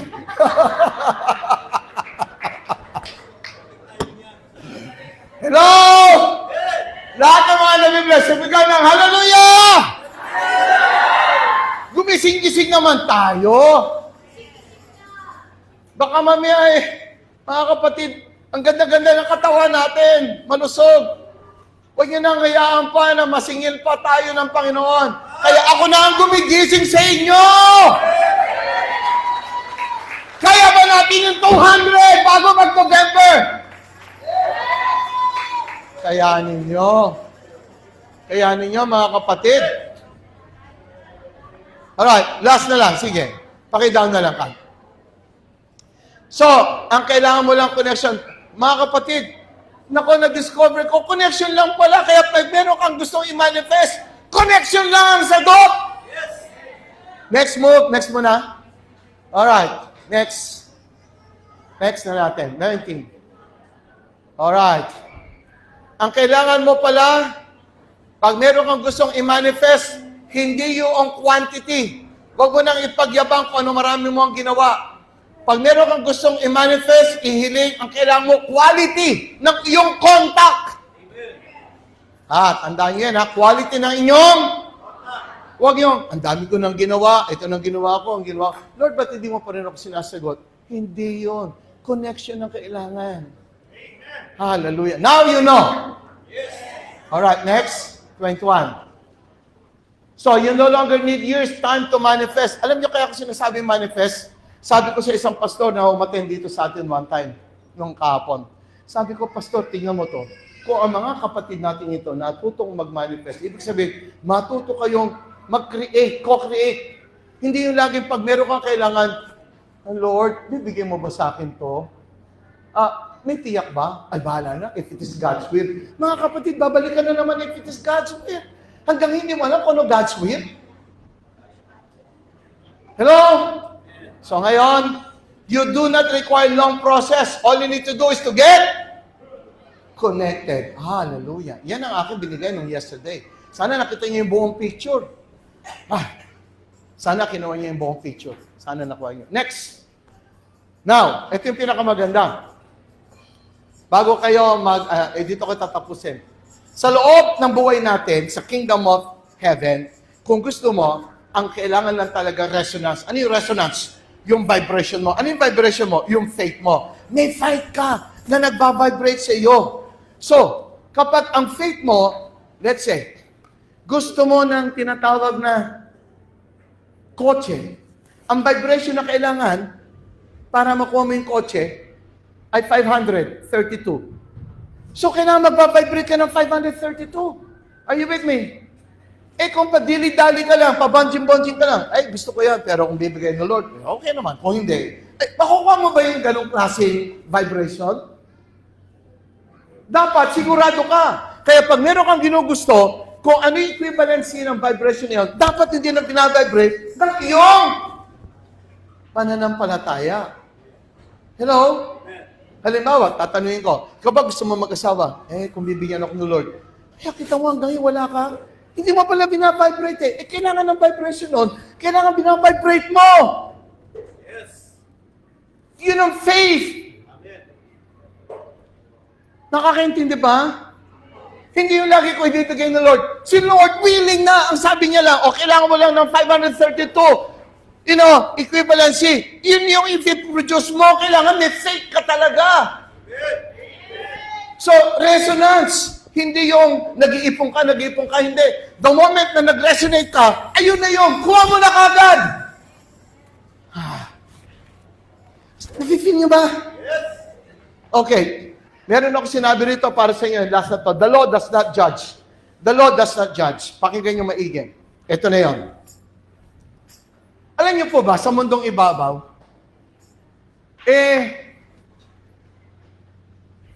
ang mga nangyayari sa buhay natin, ay hindi pa to yung parang hatol, judgment, na parang akala natin, ginudge na ako. Hindi pa. Lahat tayo dito may opportunity. Pero para may paliwanag ko ng gusto, ay ganito. Sige. Umpisahan natin sa kaya nating intindihin. Gravity. Sabi ko sa inyo, teacher ako Last na to, pero magtuturo pa rin. Alam niyo yung gravity, right? Ang gravity, anything heavier, hinihila. Tama? Tama po ba? Now, ang gravity, magaling. Bakit? Ako man, pumunta ako dito, hindi ako na umaalis. Hindi ako na pumunta sa air. Bakit? Kasi may gravity. So, I feel safe wherever I go, dito, sa Santa Rosa, sa Muntinlupa, sa Baguio, sa Benguet. You know what? May gravity. Which makes me safe. So, hindi ako nasasaktan ng gravity. Tumakbo man ako, hindi ako nasasaktan ng gravity. Right? Ngayon, halimbawa may isang tao, pumunta sa bahay niya, sa bubong. At mataas-taas ang bubong. Nadulas. Nung nadulas, nahulog. Tumama balakang. Yung iba nga lang nadudulas sa mga matatanda. Nabagok. Are you with me? Now, yung gravity, ginudge ba siya ng gravity? Sinaktan ba siya ng gravity? No. ang gravity, therefore, nag-i-speak ako, kung merong gravity, law of gravity, sa buhay natin, meron tinatawag na law of sowing and reaping, law of giving, law of abundance, law of prosperity. Listen up. So yung gravity na bumagsak ka, nasaktan ka, hinila ka ng gravity, yung gravity, hindi intensyong saktan ka. Nangyari, mali ang paggamit mo sa gravity, kahit na unintentional, nahulog ka, therefore, hihilain ka. Are you with me? So, ngayon, hindi pa ginajudge ka ng sino man. Ang gravity, ang law of gravity, o ang lahat ng law, physical and spiritual, lahat ng law, lagi lang yan nagre-respond. So, hindi sila nagja-judge, nagre-respond lang. Tumutugon lang sila. Are you with me? So, ngayon, dito sa ibaba ng mundo, lahat na makapasok sa law of abundance, pasasaganahin kayo. Ngunit, pag ikaw nasa labas ng law of abundance, meron ng tinatawag na poverty. Hindi na siya law. Ang ibig sabihin, siya yung consequence ng pag wala ka sa law ng poverty, ng law of abundance, ang sasalo sa iyo, poverty. Kumbaga sa paghulog mo sa bubungan, masasaktan ka kasi merong space, may height na babaksakan mo. So, pag wala ka sa loob ng abundance, babaksak ka na masakit, ang tawag naman ay poverty. So, hindi ka hinatulan, nag-respond lang ang law sa iyo. Since wala ka sa law of abundance, ang baksak mo is poverty.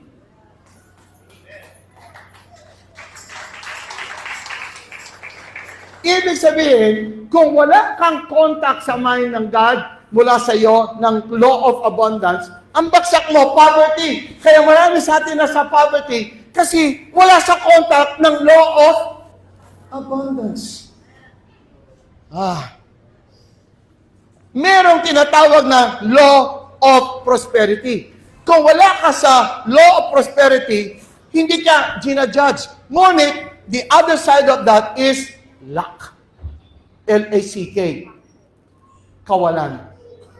Therefore, ang ina-advise ko sa inyo lahat, learn all the laws of life, bring it, hanapin mo yan sa principles ng salita ng Diyos.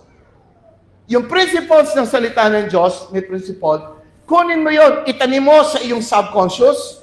Yung subconscious mo, i-release niya para makontak at ma-activate yung law. So, merong sa salita ng Diyos ng abundance, principle of abundance, nakalagay yan sa principle ng mga salita ng Diyos. Ipasok mo sa loob ng subconscious mo. Yung subconscious nyo, i-release yun para ma-activate dito naman sa iyong mundong iniinugan. Meron diyang mga nakalagay, law of abundance.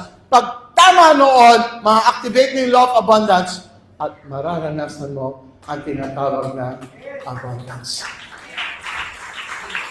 So, I will close now. Sa loob ng kingdom of heaven, are you now? It's a question always of your resonance, your vibration, your connection, your alignment towards the God who is in us. All right. God bless you and thank you. All right.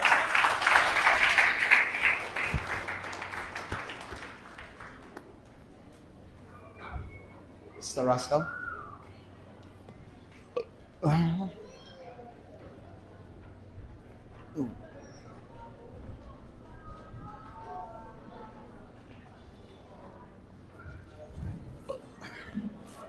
Mr. Russell, ito.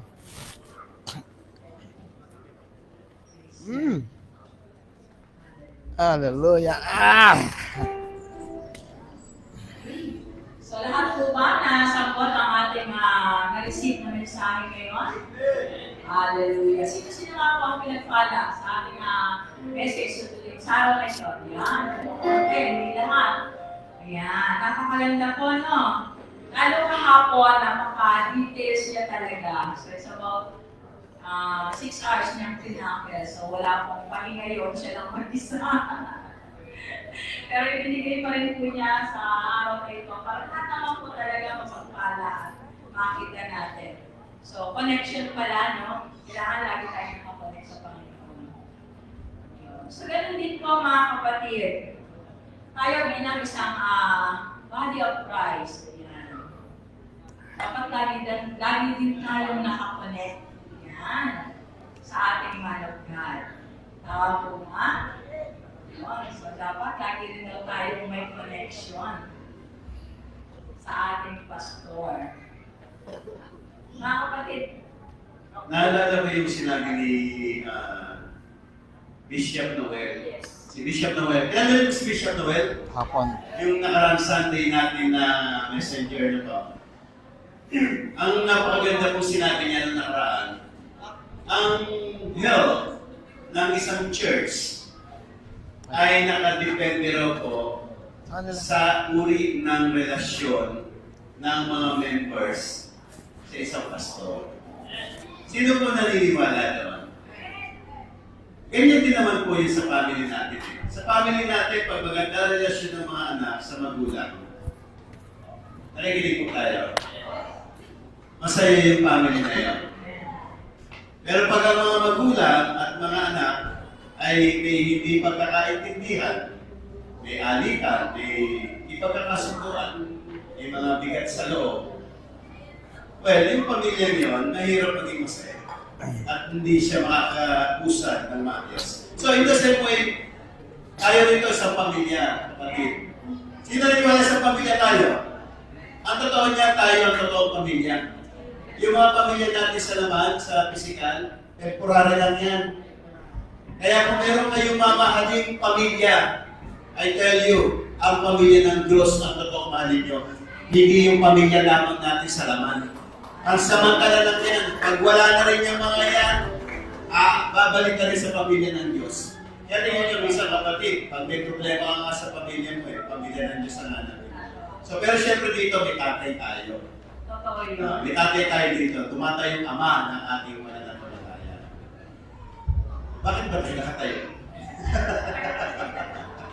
Kasi alam niyo naman ngayon mga kapatid, iba na po, meron ngayon once a year, nagbibigay pugay pagkilala tayo sa lahat ng mga tinawag ng Diyos. At sila yung mga tumatayong ama ng pananampalataya natin. Siyempre, pangunahin dyan ang mga pastor. Siyempre, mga pagkakits. Bawat isa sa atin ay isang pamilya. Meron tayong tinatawag na spiritual father.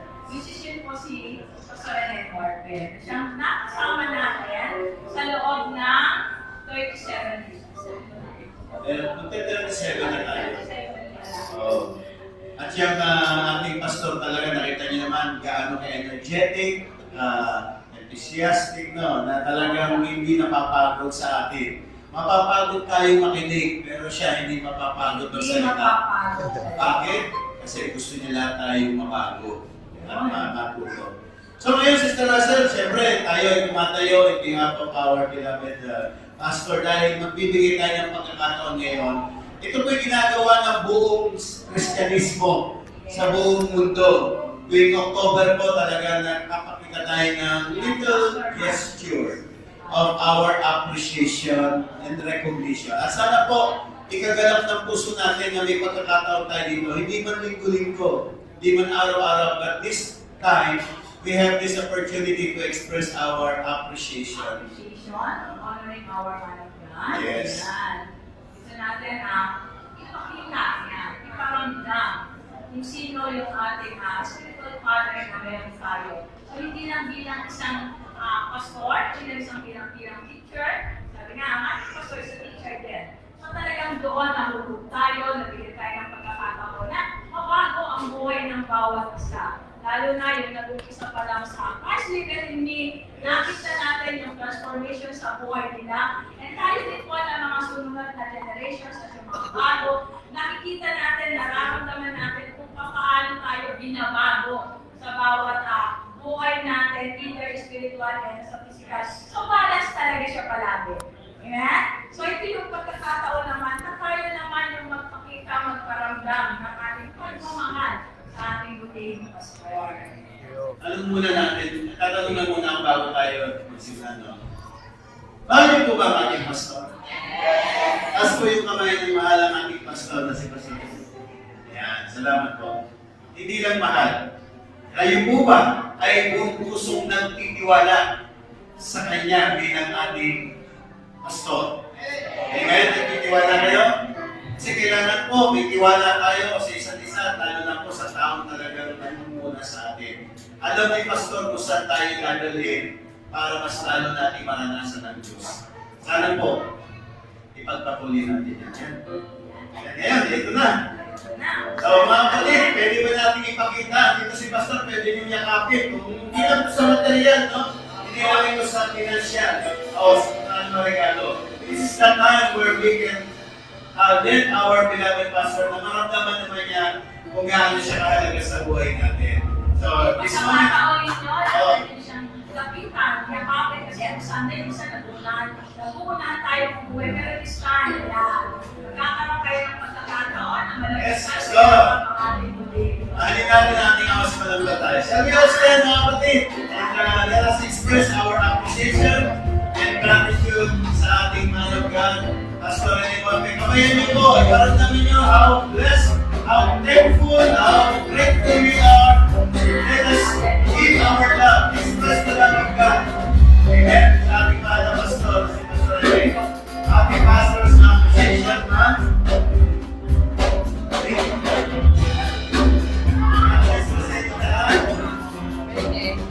Kaya mahalin po natin ang ating mahal God sa pagkat siya talaga ang pinagaling ng Diyos sa buhay natin.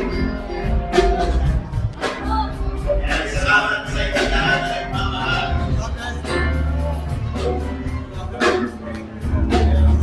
Si Pastor niyo po ay 36 years lang nagtitipon sa ating lahat ng kapatid.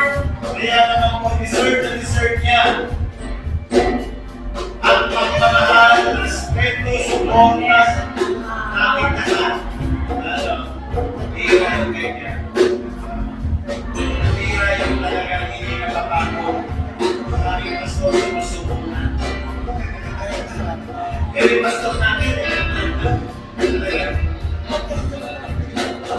talaga naman walang tapakuran ng ating pastor. Kaya ipagmalaki po natin sa kapurihan ng Diyos na meron tayong pastor na may montre. Habang ang iba ay proud na proud sa kanila ng mga pastor, maging very proud na we family very proud to have pastor na may montre.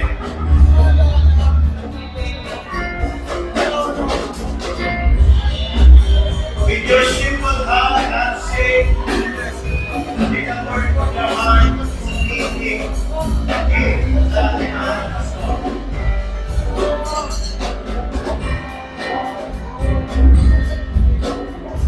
Kaya naman isa ako, isa ako sa mga talagang sobrang very proud.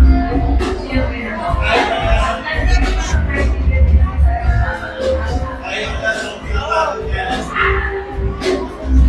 kahit na sa pinapagaling niya, ayaw naman, hindi na pinagod niya.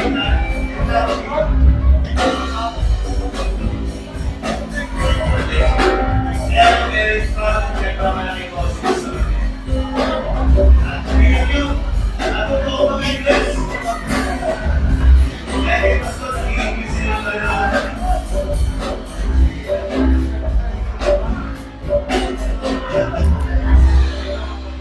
you. Thank you so much. Thank you. Kaya ang laki ng portion ni Pastor Rene sa buhay ko. Hindi ako nahihiya sa linya para sa iyo rin.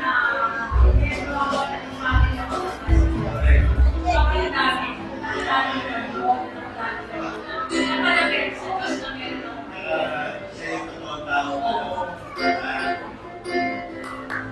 Thank you. Mga kapatid, ipapanalangin po natin ang ating muling pastor. Narinig po ba kami samahan? Ating muling pastor ay nanganginan din po ng dasal. Sabi nga ni Bishop Noel, Ako, maging ang mga lingkod ng Diyos na katulad ni Pastor Rene po, na talagang nagbibigay ang buhay. Alam niyo po, hindi po sa lahat ng oras malakas yan. Siguro ayaw niya makita tayo, na makita natin siya na nangihina din siya minsan. Kaya po, dahil siya po yung ating nananayaga sa atin dito, alam natin ang kaaway. Pilit din siya sinisira at gusto panginain. Kaya naman po ang panalangin natin bilang isang pamilya ay makakatulog sa kanya. So, i-extend po natin ang ating mga kabay at ipapanalangin po natin ang ating mahal na pastor na isang tao na tinawag ng Diyos since 1980s pa. Siya tinawag ng Diyos not by accident but by purpose. Tinawag sa ng Diyos upang lahat tayo ay makakonect sa Diyos sa pamamagitan niya. Kaya tanawin natin sa malaking pasasalamat sa Diyos na may taong katulad ni Pastor Rene na ibinigay ang buhay niya at ibinibigay pa rin hanggang ngayon. At sa kanyang lahat ng pinagdaanan, alam natin, hindi niya kailangan ang manalangin natin. Bilang Diyos, Amang maraming salamat po sa araw po ito at amin pong ginugunita. Ang kabutihan po sa buhay ng aming pagiging pastor, pagiging ama sa pananampalataya, tagapagturo, tagapangunan, na hindi napagod, hindi nagsawa sa kabila ng maraming pagsubok at amon, na natili siyang nakatayo, malaban at tutubulin pa rin matupad ang iyong pagtawag sa Kanya. Alam namin, Lord, hindi ganun kadali ang kanyang ginagawa. Ngunit sa puso niya, ang tanging nagpapalakas at nagpapasigla ay makita ang mga taong nakikinig sa Kanya ay natututo at nababago at umuunlad ang kanilang mga buhay. Itinataas po namin sa iyo, Ama, ang aming mahal na Pastor Rene Orfe, na sa oras po ito, hindi lang pagkulita at pag-alaala sa kanyang kalakilangan at kapapatang sa paglilingkod ang aming pinasasalamatan, kundi higit sa lahat ang kanyang pag-ibig sa iyong iglesia na ipinagkatiwala sa kanyang pagkakalitan. Panginoon, maraming salamat po sa buhay niya at tinatari po namin isang malaking pagpapala siya sa buhay namin lahat. Siya mga nagmamahal at hindi nagmamahal sa Kanya, sa mga nakakaunawa at hindi nakakaunawa sa Kanya. Panginoon, alam po namin, O Diyos, deserve ng kapatid namin ito ang pagmamahal, pagtitiwala, Lord, sapagkat alam namin, ikinakatapat niya ang iyong presensya, ang iyong otoridad, ang iyong pangangasiwa sa iglesia nito. Wala kami ibang dalangin, Ama, sa mga oras na ito, kundi ang patuloy na kalakasan, kapangyarihan, kalututan, ay mamutawi sa kanyang buhay mula sa kanyang ulo hanggang kanyang paa. O baglap ay mahayag, O Diyos, ang iyong buhay kapangyarihan sa kanya, Panginoon. Dakilang Diyos, patuloy niyo po siyang gamitin bilang instrumento mo upang sa patuloy na igising at ikapagbabago ng buhay ng maraming mananampalataya. Gamitin mo siya hindi lang sa iglesia nito, ganyan din sa buong mundo. Sa iba't ibang palig ay marinig ang kanyang tinig na punong-puno ng katalinuhan at kapangyarihan. Salamat po, Diyos. Ingatan niyo po siya, itago mo siya sa iyong turan at lagi mo siyang proteksyonan sa uri ng buhay sapagkat siya'y lingkod mo at siya'y anak mo. Mas maraming salamat, Ama, sa buhay niya at mahal na mahal po namin siya at ipinagmamalaki namin ang lingkod mo kung paano ka namin ipinagmamalaki sa buhay niya, kaya din po siya sa buhay namin, Panginoon. Salamat po, Diyos Ama, iginagawad po namin ang lahat ng uri ng pagpapala sa buhay ni Pastor Rene Orfe. Kayo din ang sampo ng kanyang sambahayan, Panginoon. Salamat po, Diyos, sa pangalan ni Jesus. Ito po kami sa panalangin in Jesus' name. Amen. Amen. Happy Pastor's Day to sa Rene Orfe. Okay, that's our closing prayer. Amen. Thank you, Lord. Sa Diyos, na lahat, na pinagmula ng lahat, at makapangyarihan, magpalain tayo kayo. Kayo ng Panginoon, kayo lahat po na dumalo sa araw na ito. Kumayo kayo ng may kapayapaan, kalakasan at kagalakan sa inyong puso. Tingnan ng Diyos sa inyong mga pamilya, trabaho, negosyo, at mahalan tayo, at patuloy tayo magkaisa sa pag-ibig at pag-ibig sa Diyos. In Jesus' mighty name, together we say, Amen. At there's